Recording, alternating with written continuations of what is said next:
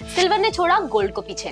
तो आपने भी सुना होगा कि सिल्वर ने 3 लाख का हिस्टोरिक मार्क क्रॉस किया है और ग्लोबल मार्केट्स में भी $110 पर आउंस टच किया है। 2025 में हम देखें तो सिल्वर ने 170% का रिटर्न दिया है और अगर हम यही रिटर्न गोल्ड के रिटर्न से कंपेयर करें तो इन द सेम पीरियड हमें गोल्ड में सिर्फ 76% का रिटर्न दिखाई दिया था।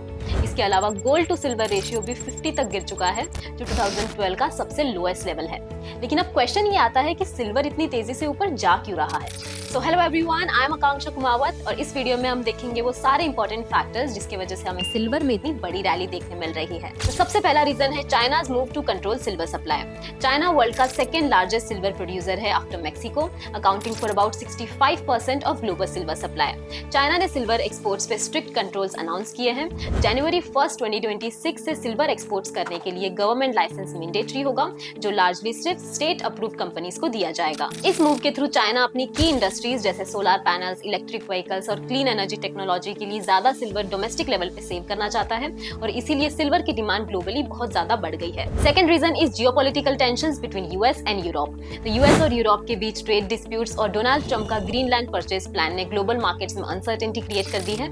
यूएस प्रेसिडेंट डोनाल्ड ट्रंप ने ये अनाउंस किया है कि फरवरी से यूरोप के कुछ कंट्रीज जैसे Denmark, Norway, Sweden, France, Germany, UK, Netherland और फिनलैंड पे 10% टैरिफ लग सकते हैं और ये टैरिफ 25% तक भी बढ़ सकते हैं अगर ग्रीनलैंड डील फाइनलाइज नहीं होती है। तो इस जियोपॉलिटिकल अनसर्टेनिटी के चलते यूएस डॉलर वीक हो गया है and investors have decided to shift their money to safe haven assets like silver, जो ट्रेडिशनली अनसर्टेन टाइम्स में प्रिफर्ड इन्वेस्टमेंट माना जाता है। Now third reason is impact of interest rate. तो globally central banks interest rates कम कर रहे हैं ताकि इकोनॉमी को सपोर्ट मिले और जब कैश और बॉन्ड से रिटर्न कम मिलता है तो इन्वेस्टर्स यूजुअली प्रीशियस मेटल्स की तरफ शिफ्ट हो जाते हैं और इस केस में सिल्वर काफी अट्रैक्टिव बन जाता है क्योंकि ये long term store of value provide करता है।